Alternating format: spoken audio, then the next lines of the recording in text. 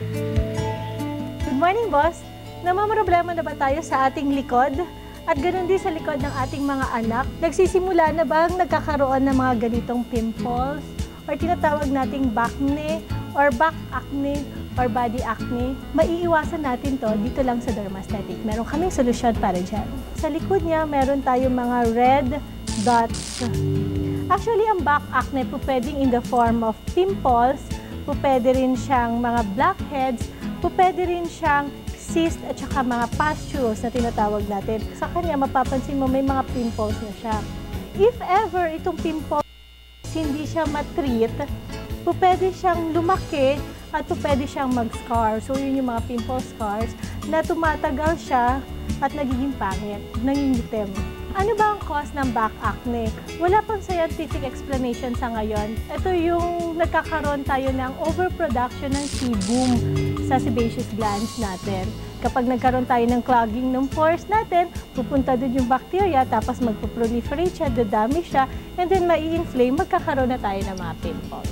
May mga nagsasabi na ang oily food, ang stress, at saka yung laging pagpapawis at hindi pagpapalit ng damit, nakaka-cause ng back acne or pimples sa katawan natin. Hindi. Actually, po pwede silang mag-aggravate, pero hindi sila yung nakaka-cause, hindi sila yung primary cause ng back acne. Sa Dermaesthetic, meron kaming iba't ibang procedure para matreat ang back acne. Depende sa condition, depende sa severity. Punta lang kayo sa Dermaesthetic para pagpa-check kung ano yung case ninyo at para magamot agad kayo. So para siyang facial na nililinis din muna and then saka ititreat yung pimples or acne. After cleansing, kung may mga blackheads or whiteheads, ina-extract yun. And then kung merong mga cysts, ini-inject. So, depende talaga sa case yung pag-treat.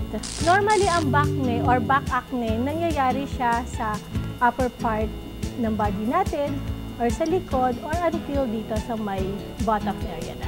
Anyway, after steaming, then saka natin ginagawa ang pricking or if in case, ang injection. Ini-injection na namin yung mga cystic para mas madali siyang mag-dry. No, normally, after mga 2 to 3 days, dry na to. Advisable din na mag-undergo siya ng peeling after nito. So, pwede natin gamitan ng glycolic peeling. Normally, ang peeling namin, ginagawa namin para sa likod for 3 consecutive days to 5 consecutive days. Depende kung nag-start na ang pagpipeel. Medyo masakit ito pero tolerable. Merong stinging sensation pero kaya naman. May mga chance na kinabukasan medyo magdadarken ito pero after 1 week, unti-unti na siyang mag-peel. Normally, itong procedure na to will take around mga 1 to 1.5 hours. Depende sa dami ng pimples na ititreat. After mga 2 weeks, pwede siyang bumalik for follow-up. Kapag severe talaga ang acne ng pasyente, kadalasan nagre-recommend din kami ng tablet na pwedeng inumin ng pasyente. Meron kaming conservative or medyo mild.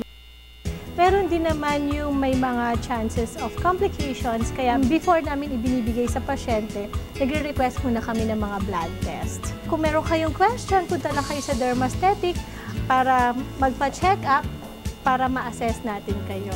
So yun, wag nating pabayaan na magkaroon ng mga acne at pimples ang ating likod at wag nating pabayaan na magkaroon tayo ng mga acne scars.